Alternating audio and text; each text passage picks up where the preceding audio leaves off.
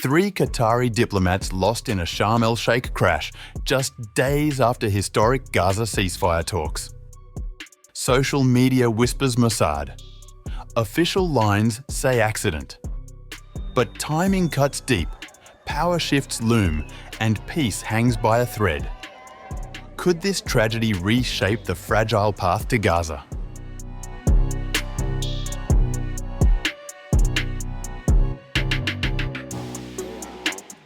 A tragic accident in Egypt's Red Sea resort of Sharm el-Sheikh claimed the lives of 3 senior Qatari officials.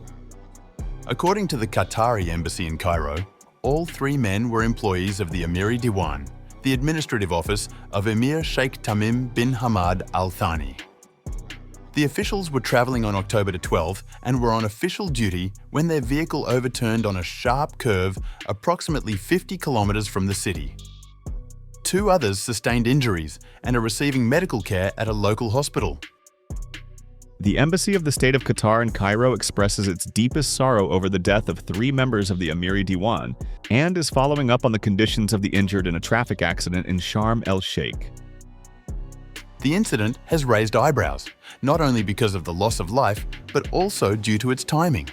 Earlier this week, Qatar, Turkey and Egypt had participated in indirect talks in Sharm el-Sheikh that facilitated the first phase of a ceasefire agreement between Israel and Hamas. Social media speculation has been rife. An Israeli journalist posted a cryptic post saying, "God delays but does not neglect," and accompanied it with an image featuring cross marks over certain individuals.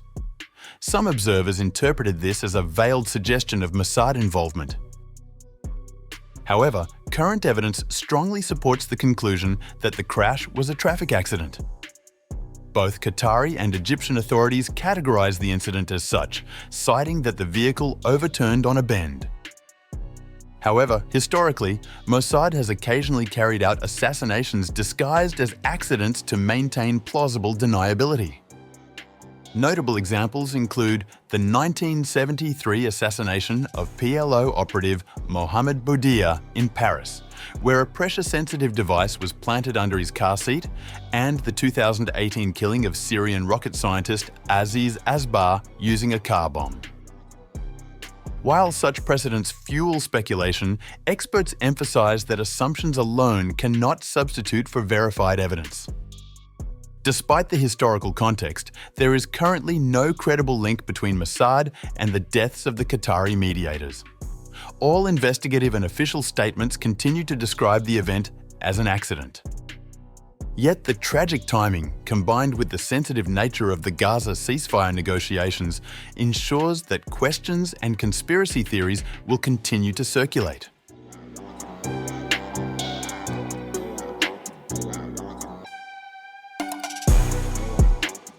The deaths of the Qatari officials come at a delicate juncture.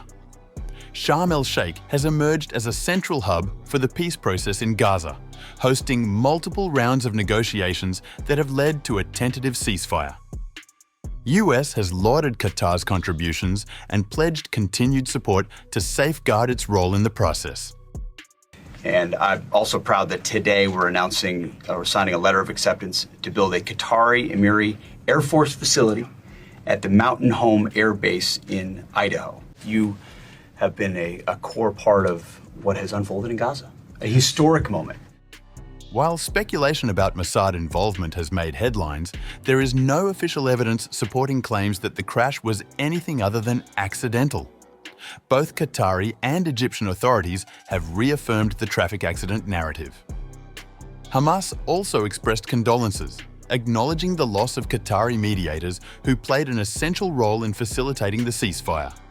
The incident highlights the fragility of regional peace processes, where geopolitical shifts, personal alliances, and sudden tragedies can have outsized impacts. The Sharm el-Sheikh crash, coming days before the summit to formalize the ceasefire, casts a shadow over proceedings. Qatar's mediation efforts remain crucial to the future stability of Gaza, and the deaths of senior officials underline both the personal risks and strategic importance involved. As Sharm el-Sheikh prepares to host world leaders for the next phase of the peace talks, the international community watches closely. The deaths of the Qatari officials serve as a stark reminder of the human cost of diplomacy and the complex, often dangerous intersection of politics, strategy, and personal sacrifice in the pursuit of peace.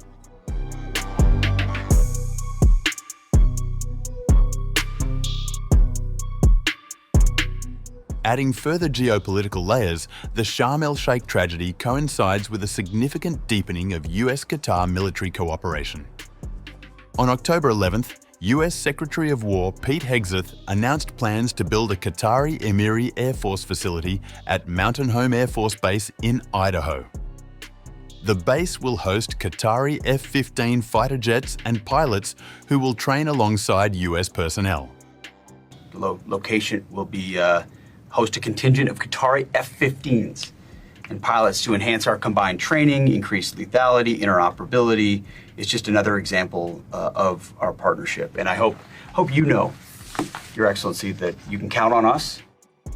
The agreement underscores Qatar's increasing strategic significance. It follows Israeli airstrikes in Doha in September this year that targeted Hamas officials residing in Qatar, which resulted in the death of a Qatari security officer. The Trump administration responded with executive orders and security guarantees to Qatar, signaling that any attack on the Gulf state would be considered a direct threat to US security. Furthermore, Qatar's role as a mediator in the ceasefire negotiations between Israel and Hamas has been pivotal. The Gulf nation facilitated discussions that included hostages releases, troop withdrawals, and enforcement of ceasefire terms. This centrality in diplomatic negotiations, coupled with enhanced military ties to the US, could be interpreted by some regional actors as a threat to the existing balance of power, raising concerns about potential covert responses.